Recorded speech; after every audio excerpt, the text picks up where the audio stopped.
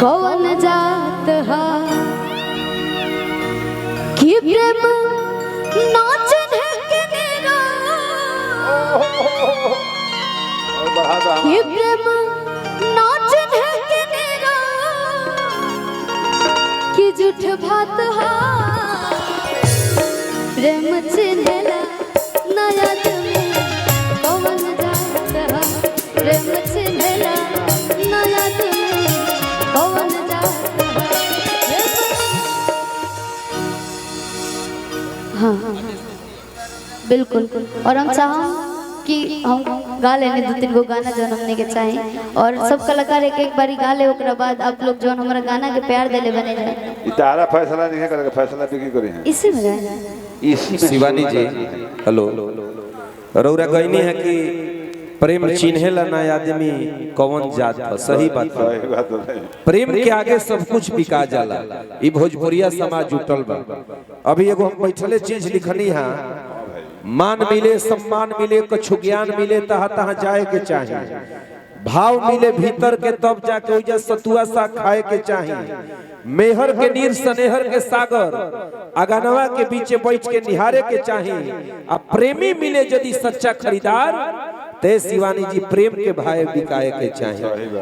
तो भैया लोग तालीम यही में को हम बोलले रही छपरा के खास करके हमारे नौजवान भाई बड़ी ताली बजौले रहन, रितिका आइल बड़ी यही में बोले रही कि मोहब्बत में दिल तुरी के जईबू तो सहारा शराब हो जाई, तहर खामोशी हमरा खातिर जवाब हो जाई, जाए के होई तो मुस्कुरा के जई ह, खिसिया के जईबू तो लइकन के तबीयत खराब हो जाई। हमारे तबीयत खराब हो गई तो उस सब मिजाज बनी।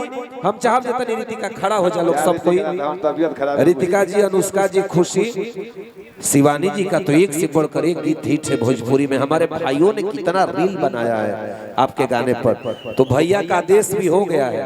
तो कुछ 1-2 गीत उसके बाद फिर हम बुलाएंगे। धन्यवाद।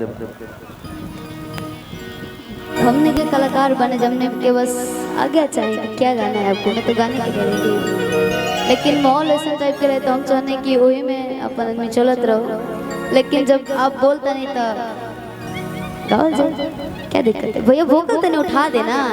हेलो साउंड वाले भैया, वोकल थोड़ा सा उठा दीजिए। हाँ हेलो हेलो हेलो।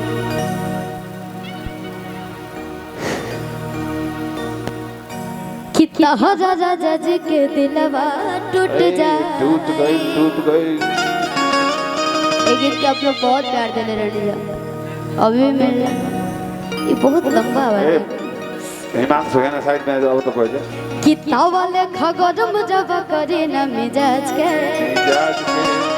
और काम न कराने वाला बात महाराज के कि हई फेंक दाना लोढ़ा और गुस्सा कम करो थोड़ा, चूड़ी फूट जाए रंग छूट जाए कमन रूठ जाए। चोरी फरो है कि तारा राजा जी के दिल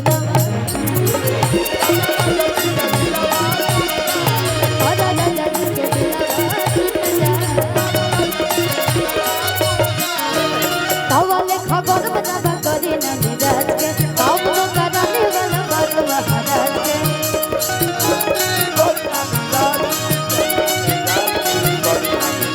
हई फेंक दाना लोढ़ा गुस्सा कम करो थोड़ा, चूड़ी फूट जाए रंग छूट जाए कमन रूठ जाए। फोड़ द चोरी सब रितिका फोड़ द कि तारा राजा जी के दिलवा टूट, तारा राजा जी के दिलवा टूट।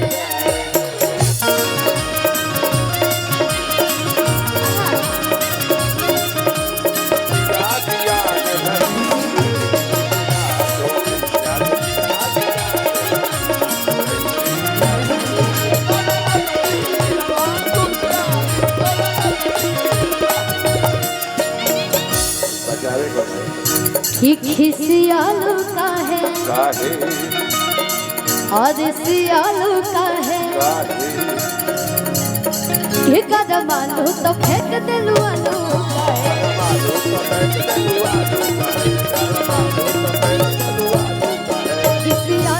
है। खिसियालू का है कदम आलू तो फेंक दिलू आलू का है। तो आप कह रहे हैं क्या कह रही है? कि हमसे भइल बाटे भारी धोखा, आए ही आलू के मिस दे हम चोखा, जब नहीं खाएंगे तब बोला तो तुम्हारे चित फूट जाए, चलो फूट खाए कि दिल फूट खाए, तारा दादा